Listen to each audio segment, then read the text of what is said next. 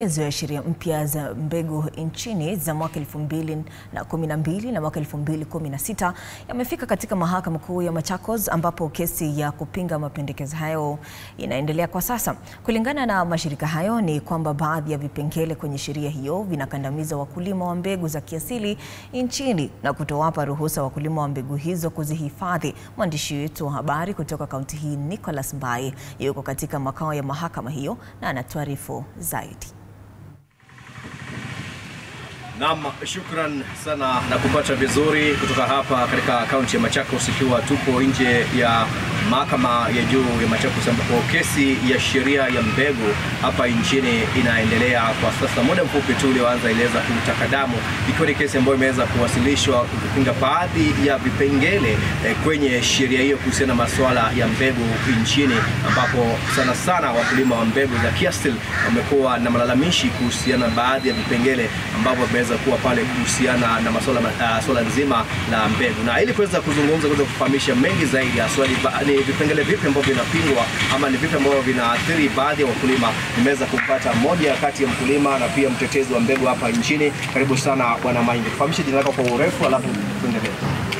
Kwa majina naitwa Dani Maingi, mimi ni mkulima upande wa Machakos.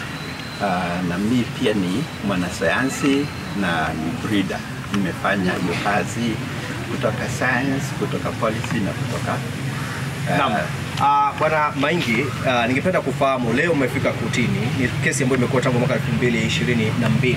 Hasa ni vipengele vipi ambavyo vinakandamiza mkulima wa mbegu hapa nchini? Wakulima wanalalamika juu ya ile sheria ya Seed and Varieties Act 2012.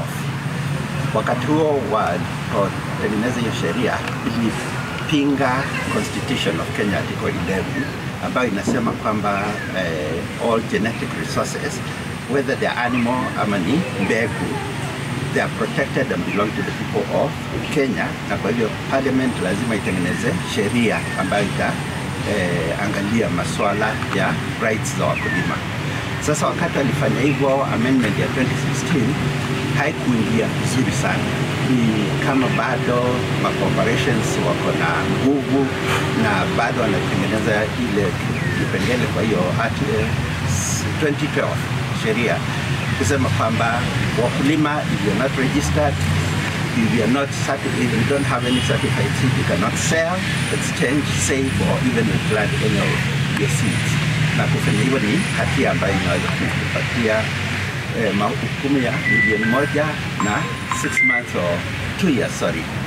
So ndio tumekuja kwa kuangalia, ndio wakili Machakos atuambie ni vipi tutaenda kisheria. Naam, hii kesi kwa muda imekuwa tangu mwaka 2022 kufikia sasa. Kidogo huoni kuna mkutano miaka 3 imepita ijaweza kuamuliwa? Lepe pengine nyinyi kama wakulima mnahisi vipi katika swala nzima hili, na imewaathiri vipi kama wakulima kufikia sasa kulingana na sheria?